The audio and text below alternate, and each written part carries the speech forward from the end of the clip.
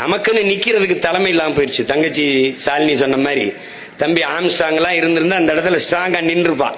இப்ப நம்ம இத்தனை அண்ணங்க தம்பி எல்லாம் நின்று இருந்தா கவனிக்காம இருக்க முடியாது. ஆம்ஸ்ட்ராங் கொலை இவங்களுக்கு தெரியாம நடந்துருச்சாடே, யாராவது சொல்லுங்கடா.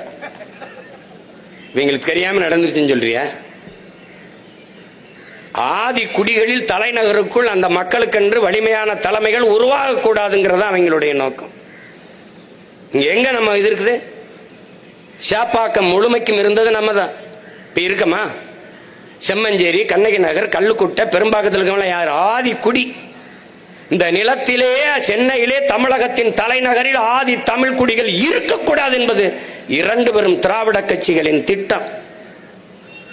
அவ்வளவரையும் திட்டமிட்டு வெளியேற்றினான். அன்னைக்கு நம்ம அதிகாரமற்ற நிலை, நம்ம மட்டும்தான் நின்று மக்களோட போராடணும். முடியல. தூக்கி வாழ்விடத்திலிருந்து வேற இடத்துல தூக்கி வீசி விட்டான். ஒன்னும் பண்ண முடியல.